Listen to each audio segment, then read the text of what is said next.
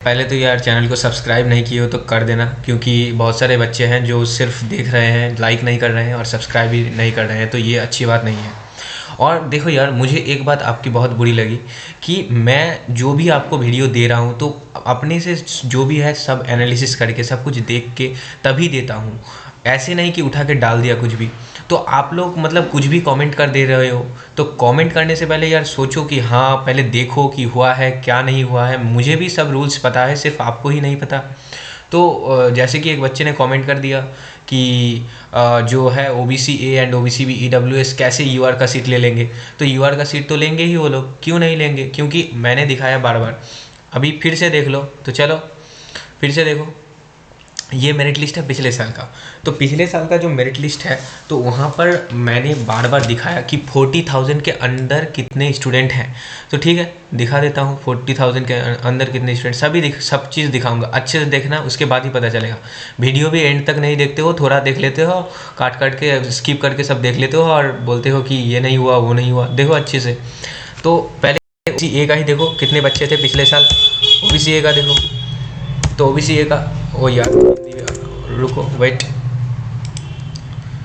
तो OBC A and तक देखो वीडियो। तो देखो काउंट हो रहा है, टोटल कितने स्टूडेंट थे पिछले साल। 400 स्टूडेंट थे OBC A में 40,000 के अंदर। और इस बार का जो मेरिट लिस्ट है उसमें भी देख लेते हैं कि 40,000 के अंदर कितने स्टूडेंट हैं। सेम चीज़ देखेंगे, अच्छे से देखो। तो 40,000 आ गया। तो देखो 40,000 के अंदर OBC का कितने बच्चे थे पिछले साल, इस साल कितने बच्चे हैं देखो सेम ही। तो 555, तो 150 स्टूडेंट ज़्यादा है ना यार। तो मतलब इतने जो स्टूडेंट ज़्यादा है OBC A कैटेगरी में, 150 बच्चे ज़्यादा है। अब देखो मैं राउंड 1 का आपका अलॉटमेंट दिखा रहा हूँ लास्ट ईयर का। तो यहाँ पर देखो, अगर कोई OBC का बच्चा होगा, कोई EWS का बच्चा होगा, यहाँ देखो जो है, तो मेडिकल कॉलेज कोलकाता एक EWS का जो कैटेगरी का जो बच्चा था, तो ये जो है ये क्या है, कैटेगरी है और ये अलॉटेड कैटेगरी है। अच्छे से देख लो, ये कैंडिडेट कैटेगरी, ये अलॉटेड कैटेगरी है। तो इसका कैटेगरी EWS था, लेकिन ये एज अ UR इसको मेडिकल कॉलेज कोलकाता मिला था। वाई? बिकॉज इसका जो मार्क्स था वो UR, देखो UR का एक कट ऑफ मार्क्स होता है जैसे मेडिकल कॉलेज कोलकाता की। तो अगर कोई EWS या OBC कैटेगरी के बच्चे हो जिनका मार्क्स UR से ज़्यादा हो और उसको as a UR same college मिल रहा है, तो उसको अपने कैटेगरी में नहीं, एज अ UR ही वो कॉलेज मिलेगा। अच्छे से समझ लो। ओके, फिर से कमेंट मत करना कि कैसे कोई कैटेगरी वाले को UR के सीट मिल जा रहा है। तो देख लो यहाँ पर, देखो कि एक EWS के बच्चे को UR का मिल गया है, OBC A को UR का मिला है। कितने देखोगे, बहुत सारे हैं ऐसे। देखो EWS ये भी है, इसको भी UR में अलॉट हुआ है। देखो OBC B का UR में, EWS का UR में, तो OBC B का UR में, OBC B का UR में, तो ऐसे EWS का UR में। तो कितने सारे ऐसे OBC B, OBC A and EWS के बच्चे होंगे जिनको एज UR में अलॉट होते हैं, एज UR कैंडिडेट जिसको अलॉट हो जाता है सीट। तो ऐसे मुझे तो लग रहा है कि कम से कम इस, देखो पिछले साल ही इतना ज़्यादा आ रहा है एज अ UR जो अलॉटमेंट। तो पिछले साल अगर इतना ज़्यादा हुआ, और पिछले साल OBC A OBC B का डेंसिटी जो था वो बहुत ही कम था। देख लो मेरिट लिस्ट में OBC A का 555 है और पिछले साल था 400। B का दिखा देता हूँ, सब कुछ देख लो। मतलब कुछ भी कमेंट कर देते हो अपने मन से, कुछ भी। 276 है इस बार, और पिछले साल देखो B कितने थे 40,000 के अंदर पिछले साल। देखो कितना है, 205 है। तो कितना ज़्यादा बढ़ गया, 2 कहाँ 76 कहाँ 205, मीन्स 70 बच्चे ज़्यादा है। EWS का देखोगे, देखो EWS का देखो, EWS का देखो पिछले साल कितने थे। पिछले साल EWS के 222 बच्चे थे 40,000 ऑल इंडिया रैंक के अंदर। और इस बार देखो EWS के कितने बच्चे हैं, सेम 40,000 ऑल इंडिया रैंक के अंदर 320 स्टूडेंट है। तो आपको क्या लगता है, ये जो EWS के बच्चे हैं इनका परफॉर्मेंस अच्छा नहीं हुआ होगा? UR कैटेगरी से अच्छा ही परफॉर्मेंस हुआ है ना। तो अगर इन लोगों को कैटेगरी सीट, इन लोगों को नहीं, इन लोगों का परफॉर्मेंस अगर UR से अच्छा है तो ये लोगों को एज अ UR ही सीट मिलेगा। जब UR का कोटा फिल हो जाएगा उसके बाद इन लोगों को जो कैटेगरी का सीट है वो एज अ EWS और OBC A और OBC B के कैटेगरी में मिलेगा। जैसे देखो यहाँ पर कि सभी जब तक यूआर नहीं फिल हो जाता तब तक इन लोगों को यूआर के हिसाब से ही मिला है। देखो ये सब EWS UR, OBC B UR, OBC B, OBC A सब यूआर के ही यूआर से ही अलॉट हुआ है, यूआर से ही अलॉट हुए हैं। अब देखो जब यूआर फिल हो गया उसके बाद मेडिकल कॉलेज कोलकाता लास्ट में ओबीसी ए के हिसाब से ही अलॉट हुआ है, लास्ट में देख सकते हो आप। तो ऐसे ही होता है। ओके, तो यूआर का कट ऑफ जो मतलब कांस्टेंट रह जाएगा और जो भी कैटेगरीज हैं ओबीसी, ओबीसी बी, ईडब्ल्यूएस, इन लोगों का परफॉर्मेंस बहुत ही अच्छा हुआ है तो इन लोगों का कट ऑफ जो बहुत बढ़ जाएगा, ऐसा कुछ नहीं है। यूआर का कट ऑफ में भी बहुत ज़्यादा ही इफेक्ट पड़ेगा क्योंकि स्टेट रैंक के ऊपर सब कुछ डिपेंड करता है और स्टेट रैंक इस बार बहुत ही ज़्यादा है पिछले साल के कंपेरिजन में। पिछले साल जो कि आप देखो स्टेट रैंक 40,000 में था 2,214 और इस साल देखो 2,551। मतलब आप समझ सकते हैं कि कितना ज़्यादा डिफरेंस आया है। 300 से भी ज़्यादा आई थिंक डिफरेंस आ रहा है यहाँ पर।